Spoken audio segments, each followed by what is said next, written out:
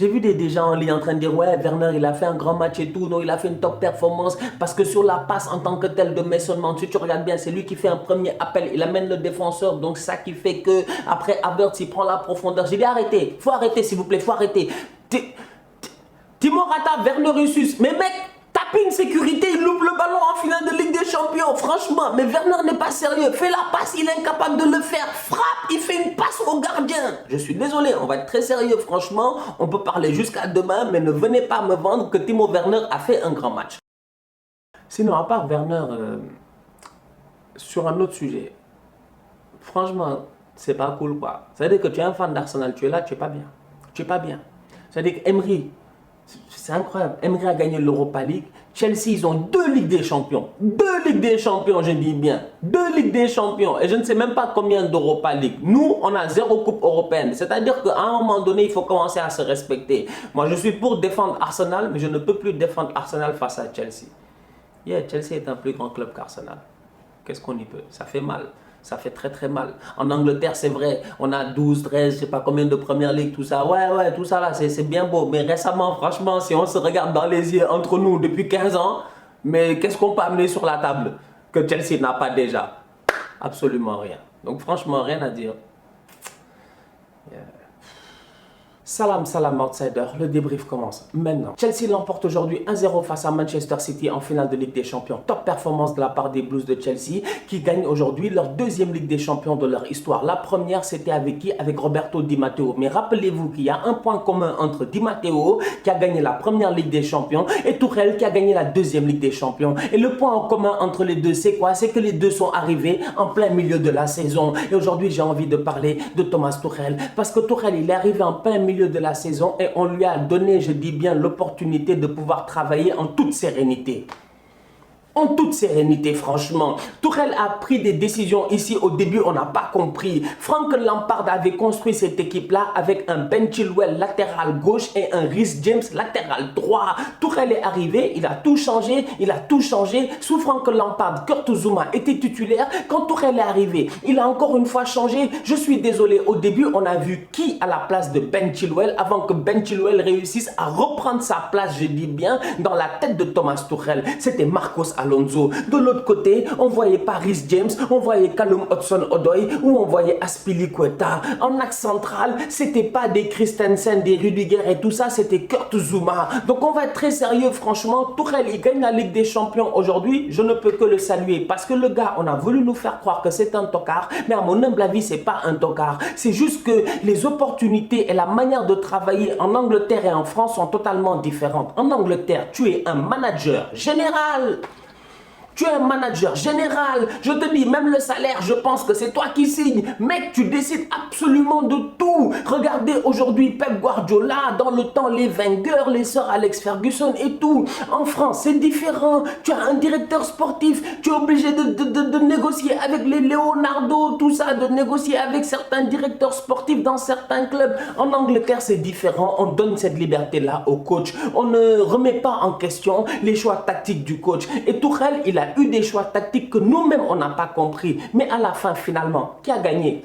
C'est bien lui. Donc franchement, en toute honnêteté, on peut parler jusqu'à demain. Mais aujourd'hui, sincèrement, je suis obligé de le dire. Thomas Tuchel n'est pas un tocard. Il est très loin d'être un tocard. Il a fait une top performance face à Pep Guardiola et Manchester City. La plupart des équipes qui jouent avec des blocs défensifs bas cette saison, on se rend compte tous quand même, franchement, on les a vus. C'est des équipes qui savent réellement qu'elles vont jouer face à une équipe qui aura la possession de balle. Et donc du coup, qu'est-ce qu'ils font? Bloc défensif très bas, ils attendent et ils essaient de contrer. Le problème, il est simple. C'est que, regarde cette saison, je dis bien, combien d'équipes ont été capables de défendre et de contrer à outrance et de contrer dangereusement. Sincèrement, la meilleure équipe au monde, c'était qui? C'était l'Atlético Madrid. Cette saison, ont-ils réussi à le faire? Non. D'ailleurs, ils ont été éliminés par qui? Par Chelsea. Et Chelsea, en les éliminant, ils ont repris la couronne. Parce que je suis désolé, je ne vois pas une meilleure équipe capable de défendre et d'attaquer comme Chelsea.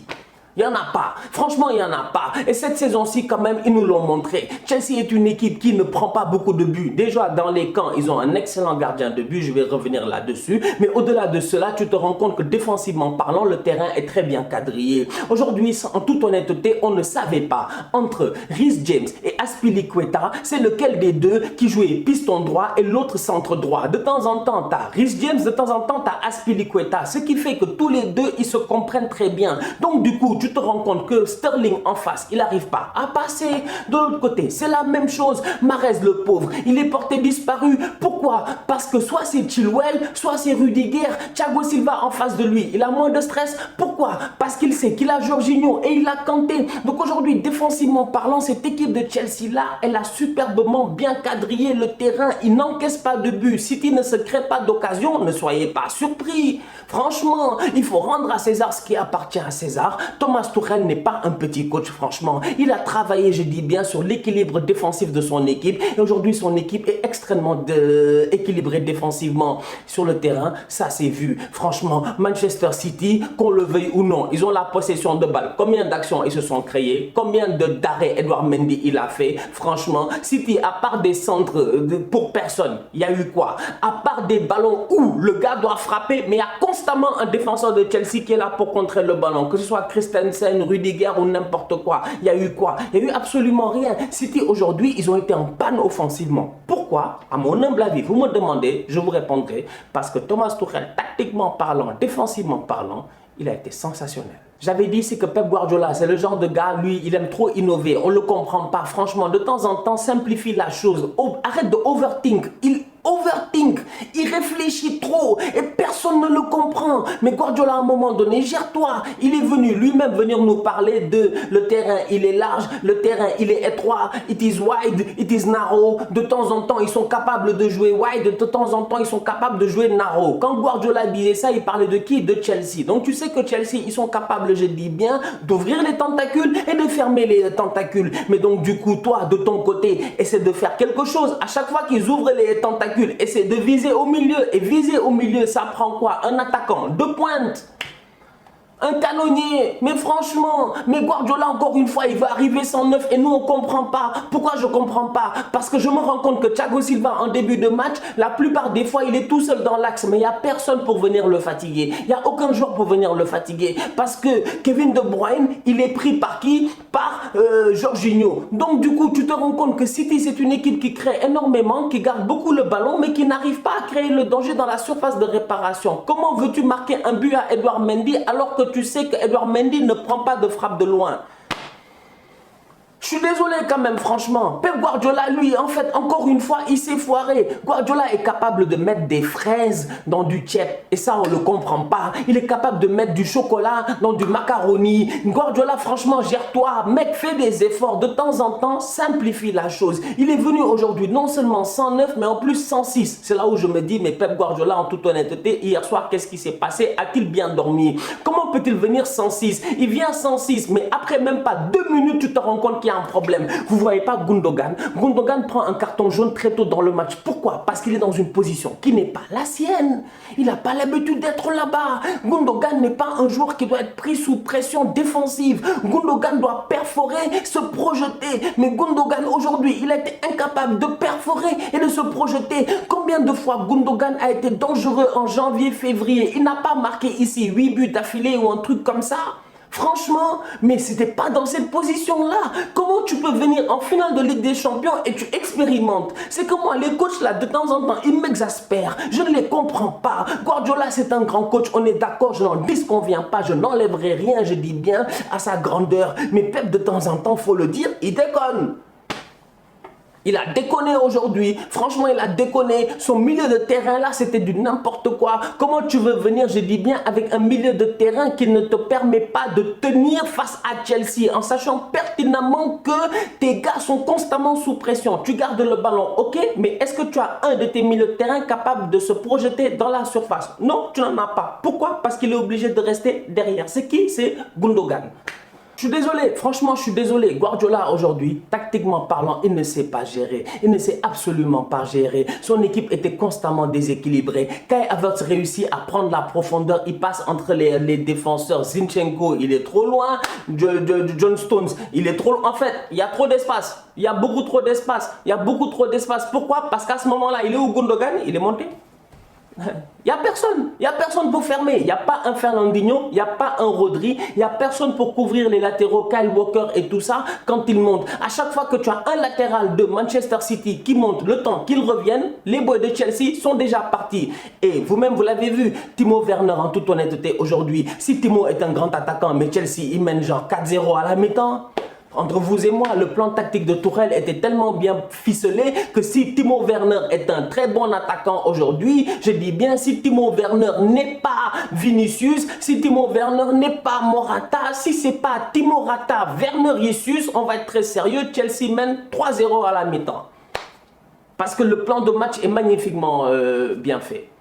Tu le vois les espaces, tu vois les boys de Chelsea partir et tu te dis mais attends, si ils ont le ballon, ils font pas peur à Chelsea. Mais dès que Chelsea récupère le ballon, City est en train de trembler. Je suis désolé, le score finit 1-0 et j'ai envie de dire que City a même échappé. Mahrez n'a pas été bon, c'est dommage. Après la superbe saison qu'il a faite, sincèrement, je m'attendais à ce que Mahrez vienne et qu'il bosse. Je dis bien le game, qu'on voit un Mahrez en top forme. J'ai vu, j'ai dit bien, le pire match de Riyad Mahrez depuis le début de la saison. Il a presque été incapable de passer, je dis bien, en 1 contre 1. Mahrez, une fois, il accélère en fin de match. Kanté, même pas, il a forcé, il a mis son pied, il a fait paf.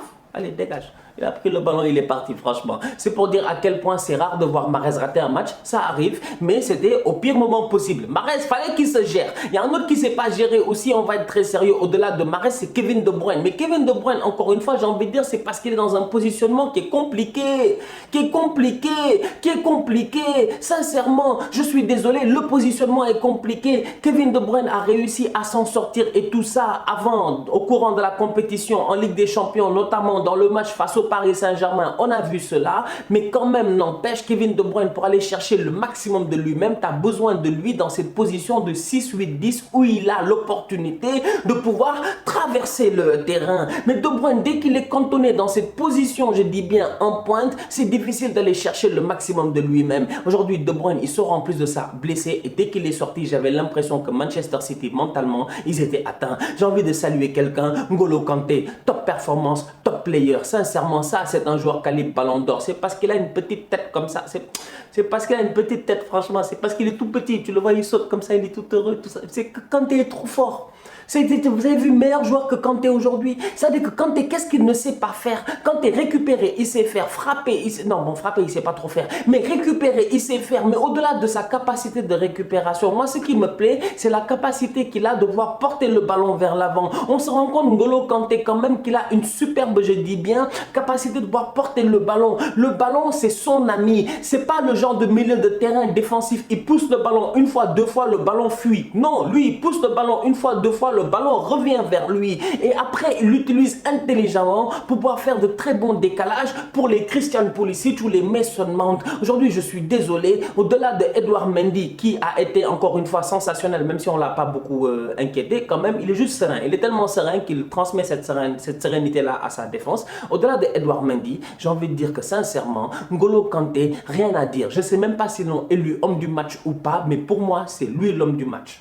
Top performance de sa part et j'ai hâte de le voir, je dis bien, à l'Euro. Parce que je vous dis, Pogba, il fait le fou, mais à chaque fois qu'il est à côté de Kanté, il ne fait pas le fou. Pogba, Kanté, les deux ensemble à l'Euro, ça promet. Avant de finir le débrief, j'ai envie de faire un shout-out à Edouard Mendy. Pourquoi? Parce que c'est un compatriote. Voilà, franchement, ça fait 2 Sénégalais qui gagnent la Ligue des Champions en tant que titulaire. Je dis bien en tant que titulaire. Les gars, ils rentrent comme ça, ils sont titulaires, je dis. Ils sont titulaires au début de la rencontre et ils sortent une top performance. Sadio Mané l'a gagné ici. Edouard Mendy l'a gagné encore. Et franchement, ça nous fait plaisir. Et les larmes du boy à la fin du match veulent tout dire. C'est ça qui veut dire que dans la vie, franchement, il ne faut jamais...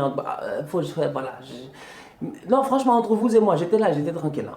Le match s'est terminé. Edouard, dès qu'il s'est... Tu sais, le premier angle de caméra, c'était Edouard. Il s'est couché, il a commencé à pleurer, j'ai eu des larmes qui ont coulé. Dans ma tête, j'étais comme moi. Non, mais c'est ça qu'on appelle en Wolof Aduna Doudara. C'est incroyable. Il y a 6 ans, le mec, il est où? Le mec, il est où? Il est au chômage. Il est au chômage. Aujourd'hui, il gagne la Ligue des Champions. C'est-à-dire que toi, tu es assis chez... Tu es assis chez toi. Tu regardes le débrief en ce moment, tu es étudiant ou quoi que ce soit, mais on sait pas, je dis bien, en 2026, tu seras quoi? On sait pas, en 2027, tu seras quoi? Il faut juste continuer à y croire. Et franchement, Edouard Mendy, c'est la résilience même. C'est respect, mec. Respect, respect, respect. Bravo. Top saison de sa part, top performance de sa part. Et j'ai hâte de le voir la saison prochaine. Parce que si Edouard Mendy ne gagne pas le titre de meilleur gardien au monde, le titre Lev Yachine, et qu'il ne succède pas à Alisson Becker, France Football, on va avoir des problèmes. Pour la famille, on se capte très très vite pour de nouveaux débriefs. Et oui, dans deux semaines, il y a l'Euro qui commence, ça va être très chaud, ça va être très chaud. Je dis bien, tout l'Euro sera débriefé, toute la Copa América, les matchs les plus importants, en tout cas de la Copa América, l'Argentine, le Brésil, tout ça, ça sera débriefé. J'espère que vous serez là parce que je serai là. J'ai besoin de vous, je compte sur vous. D'ici là, on continue à liker, on continue à partager, on s'abonne, on active la cloche, on reste en santé, on se gère, on reste en sécurité. Tous outsiders.